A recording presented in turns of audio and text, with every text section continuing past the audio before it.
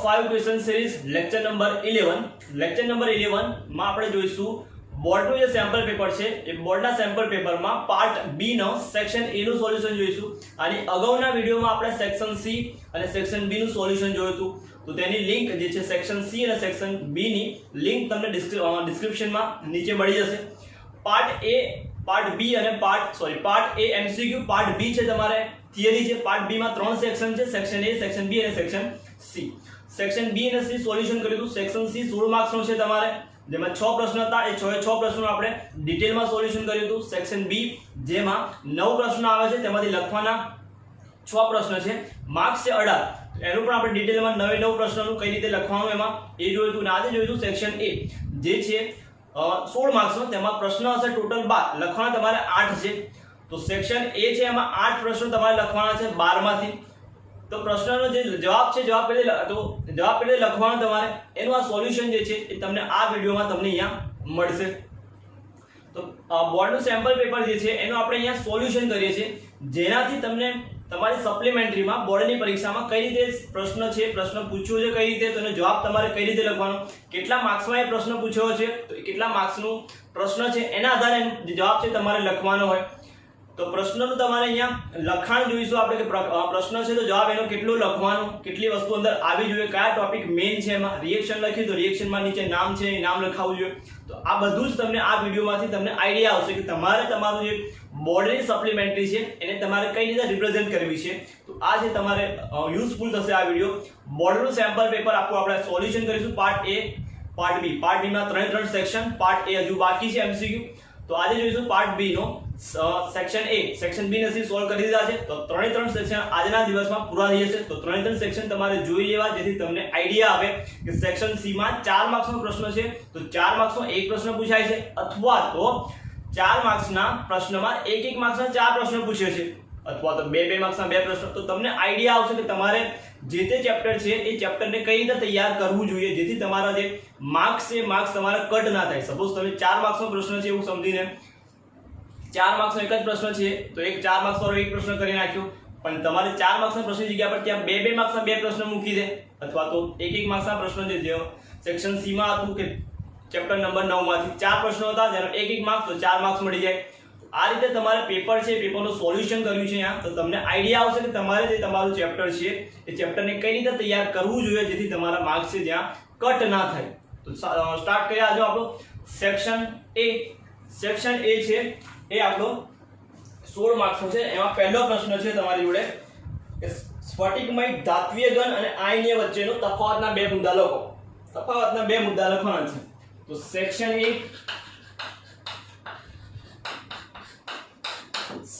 પહેલો પ્રશ્ન છે તમારી જોડે કે સ્ફટિકમય ધાત્વિય ઘન અને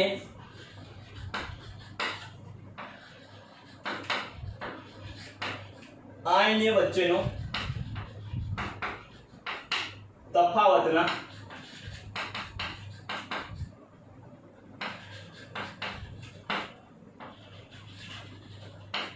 બે મુદ્દા લખો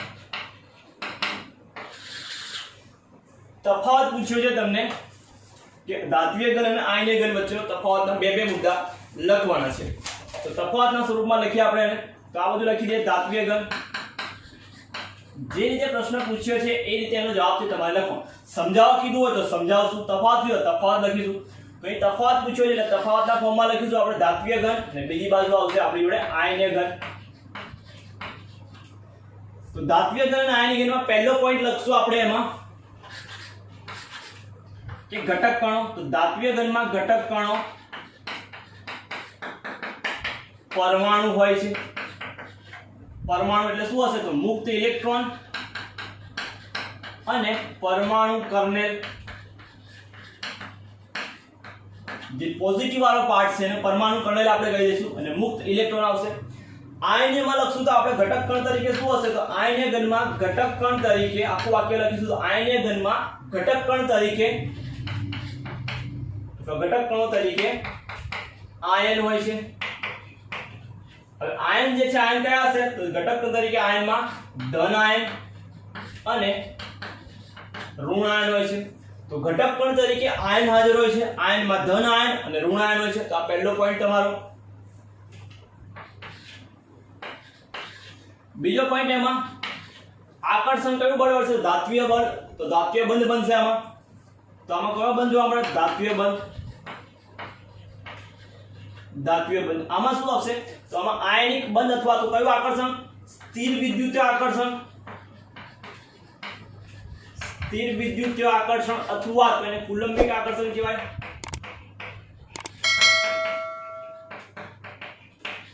સ્થિર વિદ્યુતીય આકર્ષણ અથવા કુલંબિક આકર્ષણ કહેવાશે. ધાત્વિય ઘન છે એનો બે મુદ્દા કીધા. બે મુદ્દા તો થઈ ગયા. ત્રીજો મુદ્દો લખવો હોય તો હજુ લખાશે. તો ત્રીજા મુદ્દામાં લખીએ તો આ કેવો હોય? તન્ય અને ટિપ્પણીય હોય છે. ખેંચીને તાર અને ટીપીને પતરા બનાવી શકાય. આમાં લખવું હોય તો આમાં આવશે સખત અને બરડ હોય છે. તો ત્રણ મુદ્દા આપણે લખ્યા. હજુ લખવા હોય તો હજુ લખાય.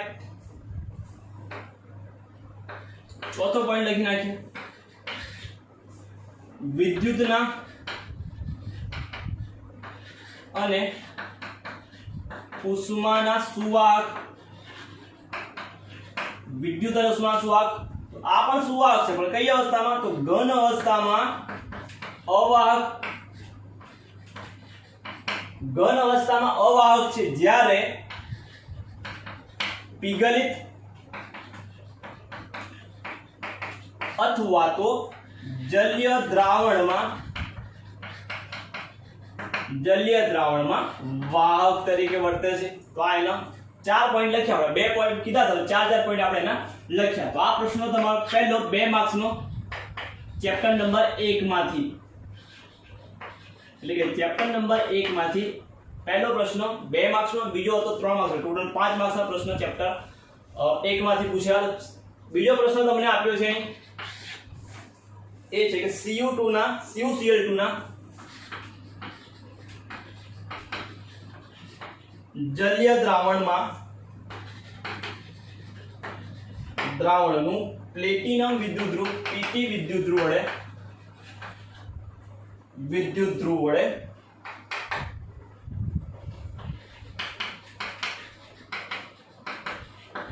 થતા વિભાજન દરમિયાન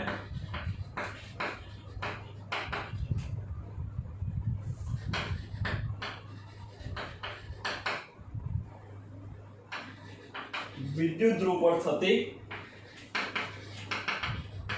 પ્રક્રિયાના સમીકરણો લખો. ચેપ્ટર નંબર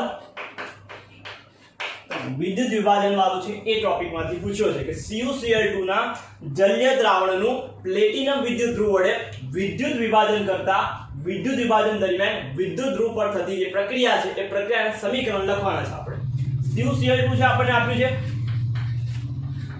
CuCl2 આયનમાં બે આયનમાં ફોર્મ પામશે. કયા આયન બનશે? Cu માંથી Cu+2 અને Cl માંથી Cl-. બે Cl છે એટલે 2Cl2 છે એટલે 2Cl- બનશે. હવે એનોડ અને કેથોડ પર કઈ પ્રક્રિયા થશે? તો આપણે લખીએ પહેલા કેથોડ પર. તો કેથોડ પર Cu+2 છે એનું રિડક્શન થશે. કેથોડ પર શું થાય? રિડક્શન થાય. તેને યાદ કેવી રાખી લેવાનું? કેરી યાદ રાખી લેવાનું. કેરી મતલબ કેથોડ પર રિડક્શન થશે. તો કેથોડ પર રિડક્શન કોણ થશે? કોપર નું થશે. કોપર રિડક્શન થાય એટલે કે Cu+2 જે છે કોપર આયનનું ઇલેક્ટ્રોન મેળવશે. Cu+2 ઇલેક્ટ્રોન મેળવી Cu ધાતુમાં રૂપાંતર પામશે. એટલે Cu+2 ઇલેક્ટ્રોન મેળવી Cu માં રૂપાંતર પામે તો એને કહેવાશે રિડક્શન થયું. હવે એનોડ પર આપણી જોડે બે પોસિબિલિટી છે એનોડ પર. એક તો Cl2 છે, Cl- ઇલેક્ટ્રોન ગુમાવી Cl2 બને, અથવા તો પાણી છે, પાણીનું રિડક્શન થાય એમાંથી O2 મળે અને H+ છે ઇલેક્ટ્રોન ગુમાવી ઓક્સિજન વાયુ મળે. તો બે પોસિબિલિટી છે, બે સમીકરણ અહીંયા બને. Cl છે 2Cl- ઇલેક્ટ્રોન ગુમાવી Cl2 એટલે Cl2 2- ઇલેક્ટ્રોન બને, અથવા તો H2O છે એ ઇલેક્ટ્રોન ગુમાવી ઓક્સિજનમાં રૂપાંતર પામે. બે ઇલેક્ટ્રોન ગુમાવે. તો આમાં સાંદ્રતા કોની વધારે છે? સાંદ્રતા H2O ની વધારે છે એટલે કઈ પ્રક્રિયા પોસિબલ થશે તો કે આ પ્રક્રિયા છે પોસિબલ થશે તો આટલી સમીકરણ જે સમીકરણ લખવાના હતા આપણે 2 માર્ક્સમાં પછીનો પ્રશ્ન 3 નંબરનો કે આભાસી પ્રથમ ક્રમની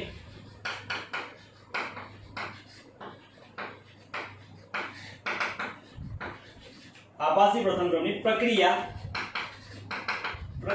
યોગ્ય ઉદાહરણ આપી યોગ્ય ઉદાહરણ સાથે સમજાવો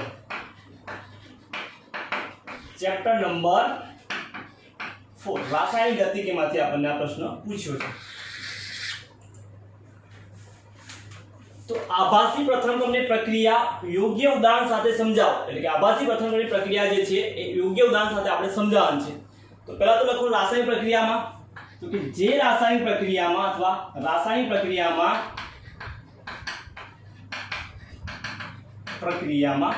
બે પ્રક્રિયકો હોય જેમાંથી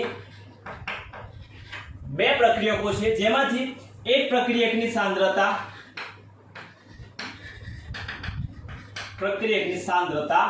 વધારે છે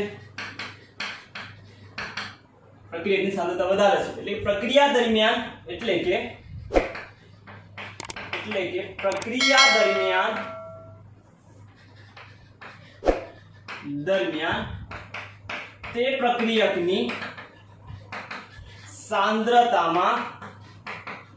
પ્રક્રિયા દરમિયાન તે પ્રક્રિયકની સાંદ્રતામાં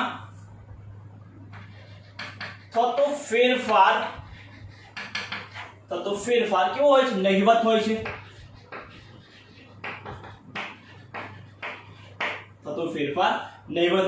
તો રાસાયણિક પ્રક્રિયામાં બે પ્રક્રિયકો છે જેમાંથી એક પ્રક્રિયાની સાંદ્રતા વધારે હશે એટલે કે એની પ્રક્રિયા દરમિયાન જે સાંદ્રતામાં ફેરફાર થશે એ કેવો હશે ખૂબ જ ઓછો એટલે કે નહિવત હશે નહિવત હોય છે તો આવી પ્રક્રિયાઓને આભાસી પ્રથમ ક્રમની પ્રક્રિયા તરીકે ઓળખવામાં આવે છે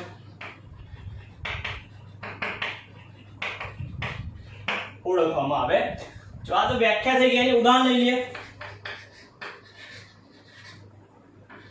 તો એસ્ટરનું જળ વિભાજન કેવી પ્રક્રિયા છે આભાસી પ્રથમ ક્રમની પ્રક્રિયા છે એસ્ટર લઈ લઈએ CH3 COO C2H5 પ્રક્રિયા થાય છે જળ વિભાજન પ્લસ H2O જળ વિભાજન કરીને શું બનશે તો આ યાદ રાખો અહીંથી બે ભાગ કરી નાખવાના H2O છે તો H અને OH તો H નાખ્યો આપણે COO બાજુ એટલે શું બનશે એમાંથી તો બનશે CH3 COOH અને આ બાજુ બનશે C2H5OH શું બનશે આલ્કોહોલ C2H5OH હવે એની સાંદ્રતા સપોઝ આની 0.01 લઈ લઈએ 0.01 રાખીએ અને આની સાંદ્રતા સપોઝ H2O ની સાંદ્રતા મારી જોડે 10 મોલર છે શરૂઆતમાં t બરાબર 0 સમય કઈ 0 0 હશે બરાબર આપણે લખવાની જરૂર નહીં t બરાબર t સમય પ્રક્રિયા આગળ વધે છે પ્રક્રિયા આગળ વધી એમાં નિપજની સાંદ્રતામાં ફેરફાર એટલે પ્રક્રિયાની સાંદ્રતા ઘટશે એટલે આ થઈ જાય છે 0 મોલર તો આ થશે 10 માઈનસ 0.9 એટલે કે 9.9 આવશે એટલે કે અપ્રોક્સિમેટલી કેટલી થઈ 10 જ થઈ એટલે આની સાંદ્રતા કેવી રહેશે અચળ રહેશે માટે આ પ્રક્રિયાને કઈ કહીશું આપણે આભાસી પ્રથમ થવી જોઈએ દ્વિતીય ક્રમની બે પ્રક્રિયકો ભાગ લે છે પણ પ્રક્રિયક એકની સાંદ્રતા કેવી રહેશે અચળ રહેશે વેગ જે છે વેગ શું લખાશે તો આ પ્રક્રિયા માટે વેગ લખવું હોય તો વેગ બરાબર એક પ્રક્રિયક છે CH3 COO C2H5 અને બીજો પ્રક્રિયક છે આપણી જોડે H2 હવે H2 ની સાંદ્રતા અચળ રહેશે તો K બરાબર એટલે એક નવો અચળાંક લઈએ K ડેશ નવો અચળાંક K ડેશ એટલે અચળાંક K છે બીજો છે H2O એ બે અચળ રહેશે હવે K ની એટલે સમીકરણ બનશે આપણું કે વેગ બરાબર K dash CH3 COO C2H5 માટે આ સમીકરણ કઈ પ્રક્રિયા કે આભાસી પ્રથમ ક્રમની પ્રક્રિયા તરીકે વર્તે છે. આ ઉદાહરણ, બીજું ઉદાહરણ યાદ રાખવું હોય તો બીજું ઉદાહરણ છે આપણું સુક્રોઝનું જળ વિભાજન. સુક્રોઝનું જળ વિભાજન સૂત્ર થાય C12H22O11 H2O એસિડ ની હાજરીમાં સુક્રોઝનું જળ વિભાજન કરું એસિડ ની હાજરીમાં તો નિપજ મળે મને ગ્લુકોઝ અને ફ્રુક્ટોઝ C6H12O6 C6H12O6 કેમ કે બંનેના સૂત્રો છે સેમ જ મળવાના. આના માટે મારે લખવું હોય વેગ તો વેગ બરાબર આવા પણ બનશે વેગ બરાબર K ડેશ C12H22O11 કે પાણીની સાંદ્રતા કેવી રહેશે અચળ રહેશે. તો આ તો આપણે આભાસી પ્રથમ ક્રમની પ્રક્રિયા એને એનું સોલ્યુશન તો લખવાનું કેવી રીતે તમારે તો આ રીતે છે એને તમારે પ્રશ્ન નંબર 4 કે દ્રવ અનુરાગી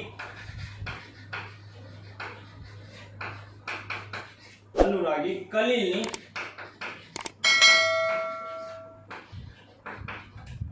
ચાર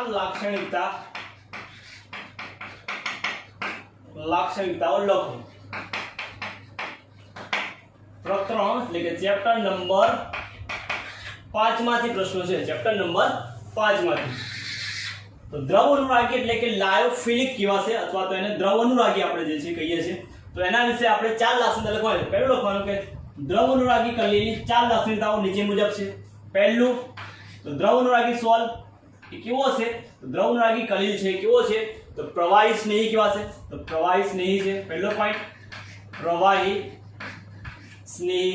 બીજો પોઈન્ટ સહેલાઈથી મેળવી શકાય. પહેલો પોઈન્ટ. બીજો પોઈન્ટ એમાં સહેલાઈથી મેળવી શકાય એટલે એના માટે કોઈ વિશેષ પદ્ધતિની જરૂર પડે નહીં. વિક્ષેપિત માધ્યમ એટલે કલા છે ભેગું કરીએ તો આપણે શું મળી જશે એમાંથી સહેલાઈથી મેળવી શકાય.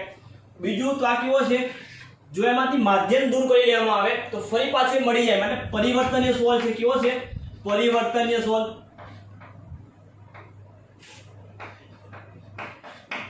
પરિવર્તનીય સોલ કેવા છે આને પરિવર્તનીય સોલ છે. પહેલું પ્રવાહી સ્નેહી છે સહેલાઈથી મેળવી શકાય પરિવર્તનીય સોલ છે. એટલે ચોથી લાક્ષણિકતા યાદ રાખવી હોય તેનું ઉદાહરણ તો સ્ટાર્ચ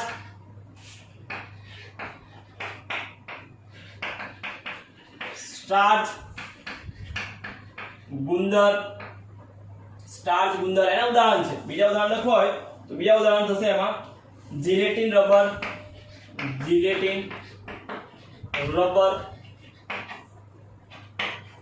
આ બધા એના ઉદાહરણ છે. હજુ લાક્ષણિકતા લખવી હોય પાંચમી લાક્ષણિકતા તો સ્કંદન પામતો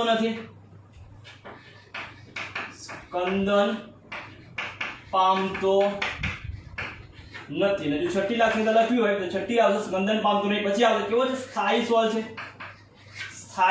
એની લાક્ષણિકતા ચાર હતી આપણે 6 લખી તમારે ગમે તે ચાર છે લખવાની. ઉદાહરણ છે એટલે કોણ સ્ટાર્ચ ગુંદર જીલેટિન અને રબર છે એની ઉદાહરણ છે. તો દ્રવ અનુરાગી કલીલની ચાર લાક્ષણિકતાઓ તો આ ચાર લાક્ષણિકતાઓ. નેક્સ્ટ પ્રશ્ન જોઈએ પ્રશ્ન નંબર 5. તો પ્રશ્ન નંબર 5 છે નિકલ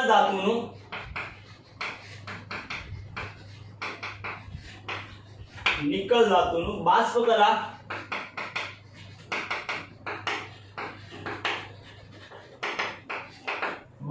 શુદ્ધિકરણ સમીકરણો સાથે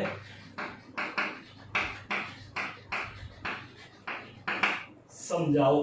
તો નિકલ જે છે નિકલનું બાષ્પકલા શુદ્ધિકરણ આપણે સમીકરણ સાથે સમજાવો. ચેપ્ટર નંબર કયો આવશે તો ચેપ્ટર નંબર તમારું થશે આ 6. તો ચેપ્ટર નંબર 6 માંથી પ્રશ્ન 5 માંથી પછીનો છે 6 માંથી. તો પ્રશ્નમાં નિકલનું બાષ્પકલા શુદ્ધિકરણ કઈ પદ્ધતિ કહેવાય તો બાષ્પકલા શુદ્ધિકરણ નિકલનું મૂળ કાર્બોનિલ મૂળ પ્રકરણ કેવા છે મૂળ પ્રકરણ પણ કેવા છે શું થશે તો પહેલા તો નિકલની પ્રક્રિયા કાર્બન મોનોક્સાઇડ સાથે ગરમ કરતા કાર્બન મોનોક્સાઇડ સાથે ગરમ કરતા નિકલ ટેટ્રા કાર્બોનિલ સંકીર્ણ મળે છે. સંકીર્ણ મળે છે અથવા બને છે। કેટલા તાપમાન લખવું હોય તો 350 થી 370 કેલ્વિન તાપમાને 350 થી 350 કેલ્વિન તાપમાને ગરમ કરતા અથવા 330 થી 350 જે છે તાપમાને ગરમ કરતા આપણે નિપજ શું મળશે તો કાર્બન મળશે। તો લખી નાખીએ સમીકરણ ni પ્રક્રિયા કરશું 4 કાર્બોનિલ CO ગરમ કરશું તાપમાન યાદ હોય તો લખવાનું 330 થી 350 કેલ્વિન બનશે શું NiCO4 એટલે નિકલ ટેટ્રા કાર્બોનિલ કહેવાશે। હવે આ સંકીર્ણને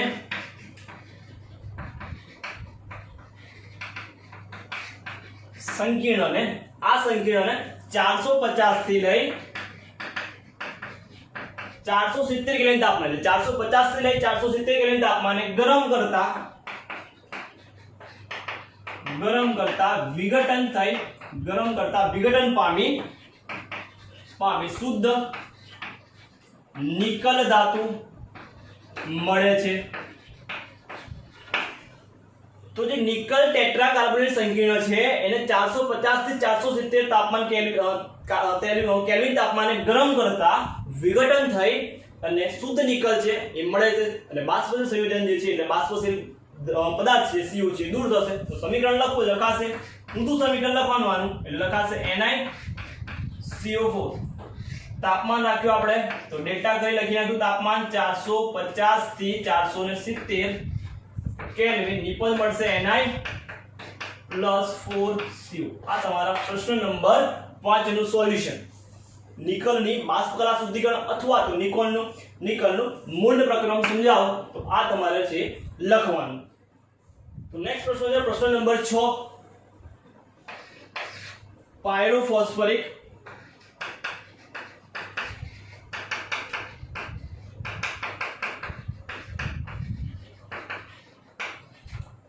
એસિડ અને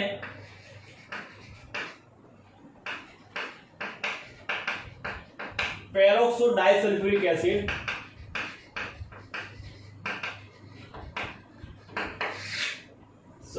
એસિડ ના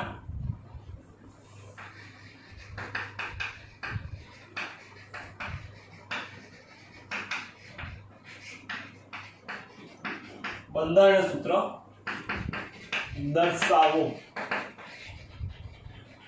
ચેપ્ટર નંબર 7 થશે। તો 7મા નંબરનું ચેપ્ટર છે જે આપણે પી વિભાગનું હતું એમાંથી પ્રશ્ન પૂછ્યો છે। એક છે ફોસ્ફરસનો ઓક્સો એસિડ અને બીજો છે સલ્ફરનો ઓક્સો એસિડ એને બંધારણ સૂત્ર દોરવાનું છે। પહેલું છે પાયરોફોસ્ફરિક એસિડ પહેલું છે આપણે પાયરોફોસ્ફરિક એસિડ પાયરોફોસ્ફરિક એસિડ નું સૂત્ર શું છે પહેલા તો પાયરોફોસ્ફરિક એસિડ H4P2O7 થશે। અને દોરશું કે બે ફોસ્ફરસ છે તો બે ફોસ્ફરસ પહેલા લખી નાખવાના આ રીતે ડબલ બોન્ડ O હવે જેટલા ઓક્સિજન છે એટલા OH હાઇડ્રોજન છે એટલા OH બનાવવાના તો એક બે વાપરી કાઢ્યા ઓક્સિજન એટલે 7 માંથી 2 ગયા 5 રહ્યા તો 5 માંથી આપણે 2 પહેલા આપી દઈએ 5 માંથી 4 કરી દઈએ તો 2 આપી દઈએ 1 2 4 થઈ ગયા તો એક ઓક્સિજન 3 ઓક્સિજન તો હજુ એક બચ્યું ઓક્સિજન તો એને વચ્ચે લગાવી દઈએ આપણે આ રીતે તો આ થયું એનું સ્ટ્રક્ચર। હવે જેટલા OH સિંગલ જેટલા હાઇડ્રોજન જેટલા OH બન્યા જોઈએ તો બની ગયા OH 1 2 તો આ બાજુ બી 2 તો 4 હાઇડ્રોજન ચાલો ફોસ્ફરસ તો પહેલા શું કરશું ફોસ્ફરસના ઓક્સો એસિડનું સ્ટ્રક્ચર દોરવા માટે બંધારણ દોરવા માટે તો જેટલા ફોસ્ફરસ છે ફોસ્ફરસ લખી નાખવાનું પછી ડબલ બોન્ડ O કરી નાખવાના ડબલ બોન્ડ O કર્યા પછી જેટલા હાઇડ્રોજન છે એટલા OH બનાવવાના તો OH 4 OH બનશે કેમ કે 4 OH બે બાજુ 2 OH આપી દઈએ ને જેટલો ઓક્સિજન બચ્યો એને વચ્ચે લખી નાખશું તો આ બની ગયું સ્ટ્રક્ચર તમારું પાયરોફોસ્ફરિક એસિડ એટલે કે H4P2O7 નું। પછીનું છે બંધારણ તમારે પેરોક્સો ડાયસલ્ફ્યુરિક એસિડ પેરોક્સો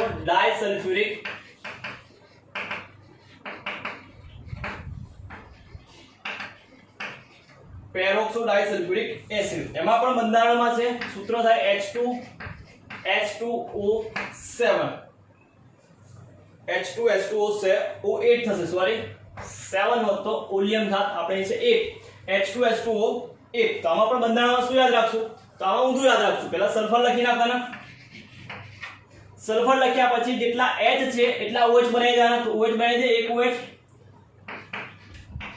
OH બાકીના શું કરશું તો બાકીના આવે ડબલ બોન્ડ કરી નાખીએ તો આ બાજુ એક ડબલ બોન્ડ તો બે વપરાય હજુ બાકી રહ્યો હજુ આપી દે તો 2 6 થઈ ગયા હવે 6 થઈ ગયા શું કર વચ્ચે જોડી દઈએ તો સલ્ફર ના દે ઇલેક્ટ્રોન છે ઇલેક્ટ્રોન કરી નાખો તો થઈ ગયા 1 2 3 4 5 1 2 3 4 5 હજુ એક બાકી રહ્યો તો એ કઈ વાપરી નાખ્યો ઓક્સિજન જોડે બીજો ઓક્સિજન છે આ વચ્ચે રહે પેરોક્સો છે મતલબ ઓક્સિજન બનશે આ રીતે પેરોક્સાઇડ બનતો આ રીતે તમારે દોડ નાખો બરાબર double bond OH double bond OH અને ઓક્સિજન છે આવું નવું સ્ટ્રક્ચર પાછું ઊંધું દોડ દેવાનું તમારું થઈ જશે આ પેરોક્સો ડાઇસલ્ફ્યુરિક એસિડ પેરોક્સો કીધું છે એટલે શું આવશે O બોન્ડ O પેરોક્સો ડાઇસલ્ફ્યુરિક એસિડ કહેવાશે તો આ હતો પ્રશ્ન નંબર 6 નો જવાબ ચેપ્ટર નંબર 7 માં ઓક્સો એસિડ ના બંધારણ પૂછ્યા હતા પછી છે પ્રશ્ન 7 કે CuSO4 નું દ્રાવણ CuSO4 નું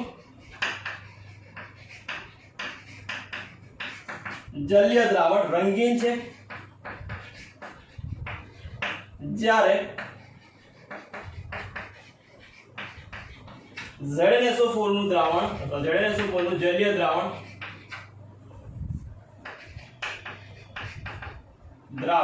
રંગવિહીન છે સમજાવો અથવા કારણ આપો આ પ્રશ્ન છે CuSO4 નું જલીય દ્રાવણ રંગીન છે જ્યારે ZnSO4 નું દ્રાવણ એ કેવું છે રંગવિહીન છે સમજાવો તો લખવાનું કે શોર્ટમાં લખીએ CuSO4 નું દ્રાવણમાં છે જલીય દ્રાવણમાં CuSO4 છે કયા સ્વરૂપે Cu+2 સ્વરૂપ હશે Cu+2 સ્વરૂપ હશે એટલે એમાં શું હશે એમાં 3D માં ઇલેક્ટ્રોન અયુગ્મિત ઇલેક્ટ્રોન છે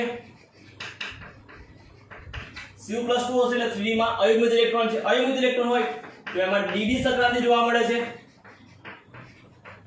dd સંક્રાંતિ માટે કેવું છે રંગીન છે માટે તે રંગીન છે જ્યારે ZnSO4 એ હશે Zn+2 સ્વરૂપે Zn+2 સ્વરૂપે એટલે s માંથી 2 ઇલેક્ટ્રોન જાય d માં 10 ઇલેક્ટ્રોન થાય અને d માં ભાઈ 4s Cu નું ઇલેક્ટ્રોન હતા લખું તો Cu નું ઇલેક્ટ્રોન આવી લખાશે 3d 10 4s1 બે ઇલેક્ટ્રોન કાઢો ને કઈથી જાય ને કઈથી જાય 9 થઈ જાય 9 મતલબ અયુગ્મિત ઇલેક્ટ્રોન થવાના 9 ઇલેક્ટ્રોન ને ગોઠવ્યા આપણે તો 1 2 3 4 5 6 7 8 અને 9 તો એક ઇલેક્ટ્રોન અયુગ્મિત રહ્યો તો આ રીતે છે એનું અયુગ્મિત ઇલેક્ટ્રોન હશે માટે dd સંક્રાંતિ શક્ય થાય માટે તે રંગીન થશે Zn+2 માં d10 થાય આમાં 9 લખે d10 થાય એટલે કે ઇલેક્ટ્રોન છે કેવા છે યુગ્મિત છે માટે dd સંક્રાંતિ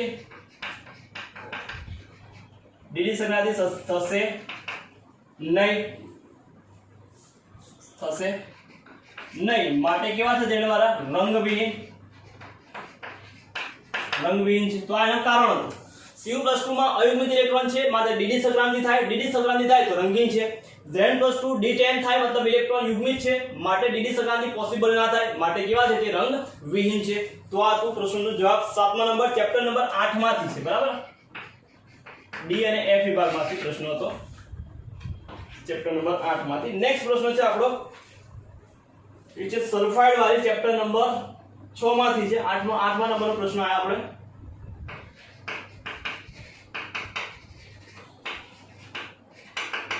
કે સલ્ફાઇડ યુક્ત અયસ્કનું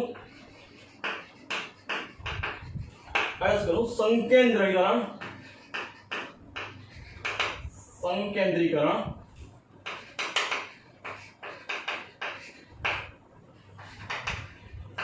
કરવા માટે ઉપયોગી પદ્ધતિ ટૂંકમાં વર્ણવો આકૃતિ જરૂરી નથી પ્રશ્ન છે એ ચેપ્ટર નંબર 6 માંથી પૂછ્યો છે આપણે ચેપ્ટર નંબર 6 માંથી એટલે પેલા નિકલ વાળો પ્રશ્ન હતો એ પણ ચેપ્ટર 6 માંથી એનો મતલબ કે ચેપ્ટર 6 માંથી બે પ્રશ્ન 2 માર્ક્સના પૂછાય છે તો 2 માર્ક્સનો બીજો પ્રશ્ન તો આપણી જોડે તો સલ્ફાઇડ કાચી ધાતુઓ તો અયસ્કનું સંકેન્દ્રીકરણ કરવા માટે પદ્ધતિ કઈ વપરાય તો ફીણ પ્રવણ પદ્ધતિ વપરાશે તો લખવાનું ફીણ પ્રવણ પદ્ધતિ વપરાય ફિન-પ્લોવન પદ્ધતિનો ઉપયોગ થાય છે, ફિન-પ્લોવન પદ્ધતિ વપરાશે, જેમાં કાચી ધાતુ છે એ કાચી ધાતુને પાવડર સ્વરૂપમાં રૂપાંતર કરી એમાં નાખવામાં આવશે ફીણ સ્થાયીકારક તરીકે.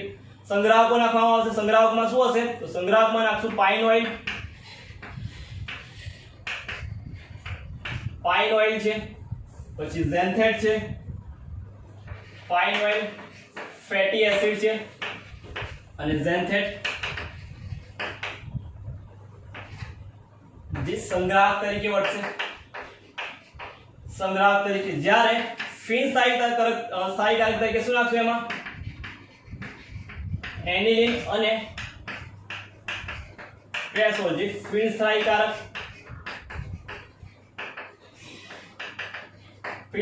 તરીકે ઉમેરવામાં આવે. તો આપણે શું કરશું? આ દ્રાવણ બન્યું એટલે શું કરશું? પેડલ ફેરવશું. ઇલેક્ટ્રોનિક પેડલ જે છે પેડલ ફેરવશું એટલે દ્રાવણ છે શું થશે? તેલ અને પાણીના લીધે એમાં ફીણ ઉત્પન્ન થશે. ફીણ જોડે શું આવશે? ફીણ ઉત્પન્ન થશે અને ફીણ સાથે આપણી જોડે આવશે અયસ્ક. ના ફીણ જોડે અયસ્ક આવશે. આ ફીણને શું કરશું આપણે? તારવી લઈ અથવા અલગ કરી એને તારવી લઈ સૂકવી અયસ્ક એટલે કાચી ધાતુ છે, કાચી ધાતુ મેળવવામાં આવે છે. તો આ પદ્ધતિને આપણે ફીણ-પ્લોવન પદ્ધતિ કહીએ છીએ. જો 2 સલ્ફાઇડ વાળી ઓર હશે, 2 સલ્ફાઇડ વાળી ઓર એટલે 2 સલ્ફાઇડ વાળી અયસ્ક હશે તો શું કરશે? એમાં અવનમક ઉમેરવામાં આવે. અવનમક અથવા તો તેલ અને પાણીનું પ્રમાણ છે કરી કોઈ એક સલ્ફાઇડ વાળી ઓર મેળવવામાં આવે. તો એમાં ઉદાહરણમાં લખી નાખવાનું. જો ZnS અને PbS હશે તો એમાં અવનમક તરીકે NaCN ઉમેરવામાં આવે. NaCN જે શું કરે? Zn ને દ્રાવણમાં રોકી રાખે અને PbS આપણને અયસ્ક તરીકે મળે છે. આ તો ફીણ-પ્લોવન પદ્ધતિ અથવા સલ્ફાઇડ વાળી કાચી ધાતુ છે એનું તમારે થિયરી લખવામાં આ પોઈન્ટ છે, પોઈન્ટને લખવાના છે. તો 9 નંબરનો પ્રશ્ન આપણે કે ટોલ્યુઇનમાંથી બેન્ઝાઇલ આલ્કોહોલ બનાવવા માટેના સમીકરણના 2 તબક્કા લખો. 9 નંબરમાં પ્રશ્ન છે કે ટોલ્યુઇનમાંથી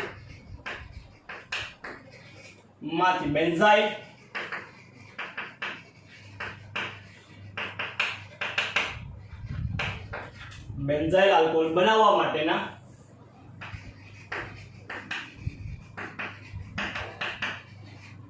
માટેની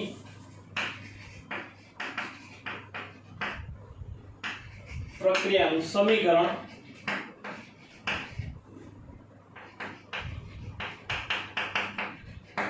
બે તબક્કામાં લખો.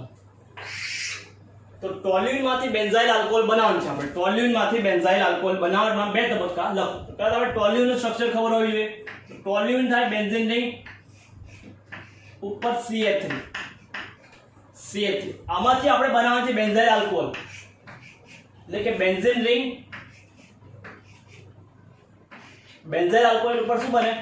CH2OH. આપણે આમાંથી આમાં રૂપાંતર કરવાનું છે. બેન્ઝાઇલ આલ્કોહોલ એટલે CH2OH થશે બેન્ઝીન રિંગ પર. ટોલ્યુઇન એટલે બેન્ઝીન રિંગ પર CH3. મારે આમાંથી આમાં બનાવવું છે તો 2 સ્ટેપમાં પ્રક્રિયા કરવી પડશે. તો ટોલ્યુઇનમાંથી પહેલા હું લઈ લઈશ બેન્ઝાઇલ ક્લોરાઇડ એટલે CH2Cl. CH2Cl ની પ્રક્રિયા કરીશું NaOH સાથે તો Cl દૂર થશે અને OH દૂર જોડાશે એટલે કે બેન્ઝાઇલ આલ્કોહોલ મળશે. 2 સ્ટેપમાં પ્રક્રિયા આ રીતે થશે. પહેલા તો ટોલ્યુઇનનું કરવું પડશે ક્લોરિનેશન. બેન્ઝીન રિંગ ઉપર CH3. આ થઈ ગયું આપણે ટોલ્યુઇન. એની પ્રક્રિયા કરીએ ક્લોરિનેશન કહેવાશે એને.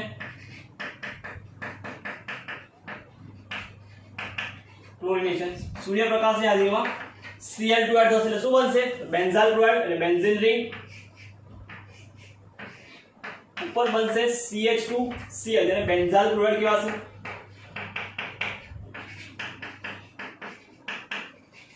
જેને કહેવાશે બેન્ઝાઇલ ક્લોરાઇડ કહેવાશે. Sorry, benzyl chloride. Benzyl chloride. આ બેન્ઝાઇલ ક્લોરાઇડ નું કરી નાખે પ્રક્રિયા NaOH સાથે ગરમ કરી દે. NaOH સાથે ગરમ કરશું એટલે Cl અહીંથી NaCl દૂર થાય. શું બાકી રહ્યું? Benzene ring.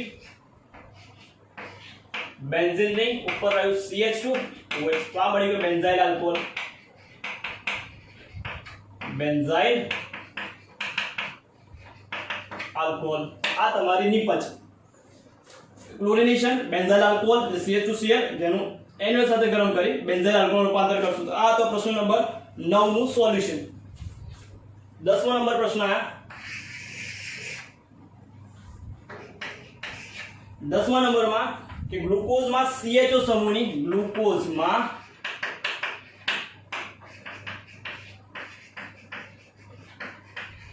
CHO સમૂહની હાજરી પ્રક્રિયા સમીકરણ દ્વારા સ્પષ્ટ કરો। તો ગ્લુકોઝમાં CHO સમૂહની હાજરી તેનો રેખીય બંધારણ છે, તેમાં જે 5 પ્રક્રિયાઓ છે HI સાથે, પછી NH4 NH2OH હાઇડ્રોક્સિલેમાઇન HCN, પછી Br2 સાથે, એસિટેટ સાથે, એસિટિક એનહાઇડ્રાઇડ સાથે અને HNO3 સાથે 5 પ્રક્રિયાઓ છે। એ 5 પ્રક્રિયાઓ તમારે મોસ્ટ ઇમ્પોર્ટન્ટ છે એ ચેપ્ટરમાં, તો કરી નાખવાની।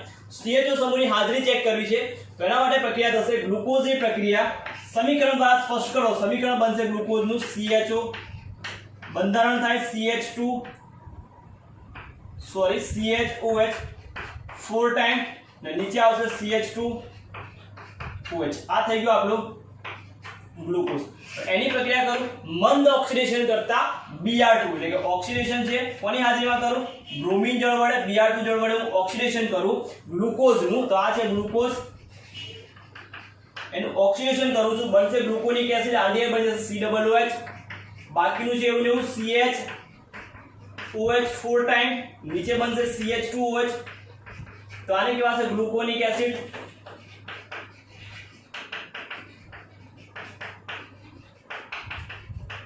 ગ્લુકોનિક એસિડ અને આ પ્રક્રિયા શું દર્શાવે છે, તો ગ્લુકોઝમાં CHO સમૂહની હાજરી સૂચવે છે। તો આ તો પ્રક્રિયા સમીકરણ આટલું લખવાનું છે। ગ્લુકોઝ એની બ્રોમિન જળ વડે ઓક્સિડેશન કરતા ગ્લુકોનિક એસિડ મળે છે, જે દર્શાવે છે કે બ્રોમિન જળ સાથે મંદ ઓક્સિડેશન કરતા બ્રોમિન જળ સાથે પ્રક્રિયા કરતા ગ્લુકોઝમાંથી ગ્લુકોનિક એસિડ મળે છે, જે દર્શાવે છે કે તેમાં CHO સમૂહની હાજરી એટલે કે કાર્બોનિલ સમૂહ છે કયા સ્વરૂપે, તો કે આલ્ડિહાઇડ સમૂહ તરીકે હાજર છે। તો આ હતું એનું પ્રશ્ન નંબર 10 નું સોલ્યુશન। પ્રશ્ન નંબર 11 આપણે 11 માં છે કાર્બાઇલેમાઇનની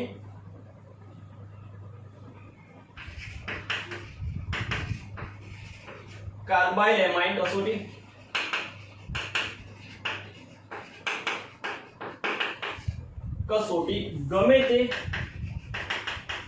ગમે તે એક પ્રક્રિયા સમીકરણ દ્વારા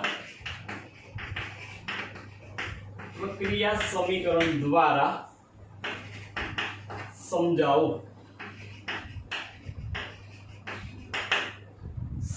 પ્રક્રિયા સમીકરણ દ્વારા સમજાવો। ચેપ્ટર નંબર 13 બરાબર। આ તો તમારે ચેપ્ટર નંબર બેન્ઝાઇલ આલ્કોહોલ એટલે ચેપ્ટર નંબર 11 માંથી, અને આ પ્રશ્ન ચેપ્ટર નંબર 14 માંથી। તો 14 માંથી આવી ગયો। 13 માંથી પૂછ્યો કાર્બાઇલેમાઇન અથવા આઇસોસાયનાઇડ કસોટી પણ આને કહેવાય। તો પહેલા લખવાનું કોણ સાથે પ્રક્રિયા થાય, તો કે પ્રાથમિક એલિફેટિક અથવા તો એરોમેટિક એમાઇનની પ્રક્રિયા થાય। એરોમેટિક એમાઇન આ પ્રક્રિયા દર્શાવશે। આ પ્રક્રિયા દ્વિતીયક અને તૃતીયક એમાઇન છે, એમાઇન નહીં દર્શાવે, તૃતીયક અને દ્વિતીયક એમાઇન પ્રક્રિયા દર્શાવશે નહીં। તો શું કરશું, પ્રાથમિક એમાઇનની પ્રક્રિયા એટલે કે એલિફેટિક અથવા તો એરોમેટિક પ્રાથમિક એમાઇનની પ્રક્રિયા પ્રાથમિક એમાઇનને ક્લોરોફોર્મની KOH અને ક્લોરોફોર્મ સાથે CH3 અને KOH સાથે અથવા તો NOH સાથે ગરમ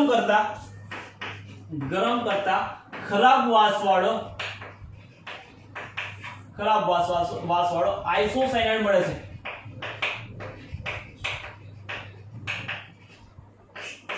આ પ્રક્રિયાને કઈ પ્રક્રિયા કહેવાય છે, તો આ પ્રક્રિયાને કાર્બાઇલેમાઇન અથવા તો આ પ્રક્રિયાને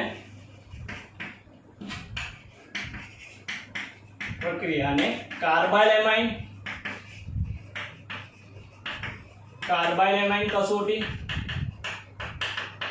અથવા તો આઇસોસાયનાઇડ પ્રક્રિયા કહે છે।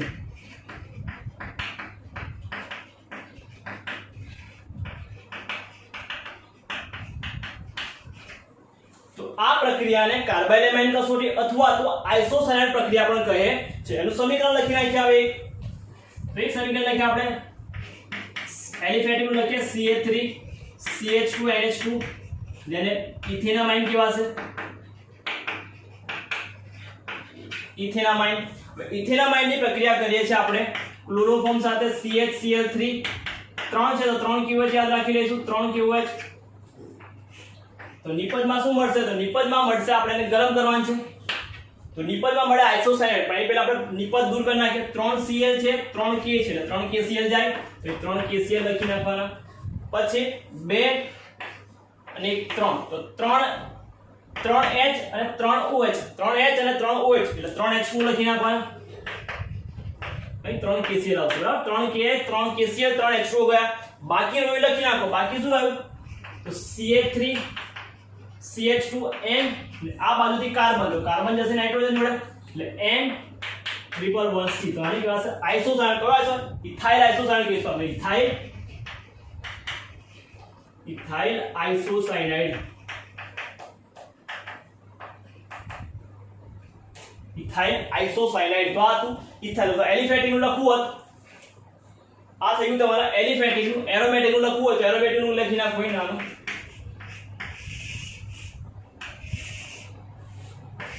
एरोमेटिक में एनिलीन आवे,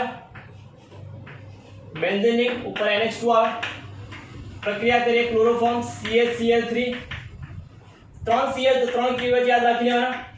ગરમ કરતા નિપજમાં શું મળશે? તો આઇસોસાયનાઇડ ફિનાઇલ આઇસોસાયનાઇડ બેન્ઝીન રિંગ ઉપર બને N triple bond Cl plus 3 mall QH plus 3 mall H2O. આ તમારું એરોમેટિક નું ઉદાહરણ. તો આ તો તમારે પ્રશ્ન નંબર 11 ચેપ્ટર નંબર 13 માંથી પૂછાતો કાર્બોલેમાઇન કસોટી ઉદાહરણ સહિત અથવા એક પ્રક્રિયા સમીકરણ દ્વારા સમજાવો. તો આ તમારું જે છે પ્રક્રિયા સમીકરણ અને એનું ઉદાહરણ. આ નંબરના પ્રશ્નમાં તમને કીધું છે ગ્લાયસીન અને એલેનાઇન માંથી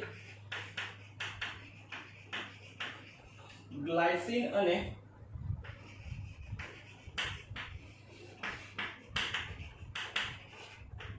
એલેનાઇન માંથી બનતા બે ભિન્ન ડાઇપેપ્ટાઇડ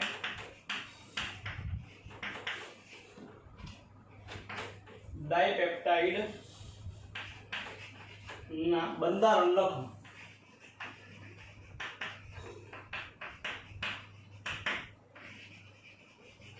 ચેપ્ટર નંબર 14 માંથી આપેલું છે પ્રશ્ન તમને. ગ્લાયસીન અને એલેનાઇન ના ડાઇપેપ્ટાઇડ જે બનશે એને આપણે અહીંયા લખવા બંધારણ લખવાનું છે. તો ગ્લાયસીન એટલે શું?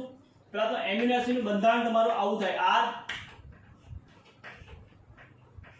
CH COOH NH2. તો R ની જગ્યા પર હું H મૂકી દઉં તો ગ્લાયસીન બની જાય. જો R ની જગ્યા પર R = H હોય તો ગ્લાયસીન બને. એટલે શું બનશે સૂત્ર? તો NH2 CH2 થઈ જશે. CH2 COOH CH2 COOH બનશે.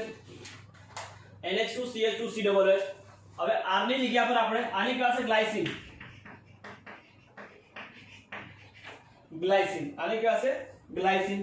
બીજું જો R ની જગ્યા પર હું મૂકી દઉં CH3 R ની જગ્યા પર CH3 મૂકી દઉં તો શું બનશે સૂત્ર? CH3 CH NH2 COOH જેનું કહે છે એલેનાઇન. તો એક ગ્લાયસીન બનશે બીજું એલેનાઇન. હવે એનાથી જે ડાઇપેપ્ટાઇડ બનશે એના બંધારણ આપણે લખવાના છે. તો પહેલા લઈ લઈએ ગ્લાયસીન આપણે. તો ગ્લાયસીન લઈએ તો આવું બનશે NH2 CH2 CO. પછી આવશે એલેનાઇન લઈ લઈએ તો એલેનાઇન માંથી NH COOH અને NH2 આમાંથી OH ને આમાંથી K એટલે COOH થઈ ગયું. બાકી રહ્યું એવું લખીએ તો C NH આવ્યું CH3 આવશે. હવે CH નીચે CH3 અને સાઈડ પર COOH. તો આને કહેવાશે ગ્લાયસીન. આગળ લખ્યું એટલે ગ્લાયસીન ડેશ કરી એલેનાઇન. Glycine alanine. તો ગ્લાયસીન એલેનાઇન બનશે. હવે ઊંધું કરીએ કે સપોઝ એલેનાઇન વાળો પહેલા લખીએ ગ્લાયસીન વાળો પછી લખીએ તો આવું એક સ્ટ્રક્ચર થાય CH3 ગ્લાયસીન આપણે લખીએ છીએ ને તો ગ્લાયસીન વાળું આવું આવશે CH3 CH NH2CO હવે અહીંથી આવશે અહીંથી જ જશે એટલે અહીંથી જ એટલે બચશે શું NH CH2COOH તો આને કેવા છે એલેનાઇન પહેલા લખ્યું તો આને લખશું આપણે એલેનાઇન ગ્લાયસિન તો એના બે બંધારણ ગ્લાયસિન પહેલા લખ્યું તો ગ્લાયસિન એલેનાઇન કેવા છે એલેનાઇન પહેલા લખ્યું તો એલેનાઇન ગ્લાયસિન કેવા છે બંધારણ તમારે યાદ રાખવું પડે કે આની જગ્યા પર H મૂકું તો ગ્લાયસિન અને આની જગ્યા પર CH3 મૂકું તો બનશે એલેનાઇન તો એના બે બંધારણ અને એના પરથી એનાથી ડાઇપેપ્ટાઇડ બનશે એ ડાઇપેપ્ટાઇડ જે છે એનું બંધારણ તમને આ રીતે છે મળશે તો આ તો આપણા બોર્ડનું સેમ્પલ પેપર એટલે કે નમૂનાના પેપરનું પાર્ટ બી નું કમ્પ્લીટ સોલ્યુશન પાર્ટ એ માં MCQ છે જ્યારે પાર્ટ બી છે એનું complete solution section A section B section C ત્રણ સેક્શનનું ડિટેલ સોલ્યુશન તમારે કઈ પ્રશ્નમાં કેટલા માર્ક્સનું છે તો કઈ રીતે લખવું એની આખી સંપૂર્ણ સમજૂતી સાથેનું આ સોલ્યુશન તમને અહીંયા અવેલેબલ છે part B section A section B section C બધા પ્રશ્નો સેક્શન એ માં 12 પ્રશ્નોનું સેક્શન બી 9 પ્રશ્નોનું અને સેક્શન ડી સેક્શન સી તો એના 6 પ્રશ્નોનું સોલ્યુશન એટલે ટોટલ 12 ને 8 20 20 ને 21 21 ને 6 27 ટોટલ 27 પ્રશ્નો છે એ 3 લેક્ચરમાં આપણે અહીંયા સોલ્વ કરેલા છે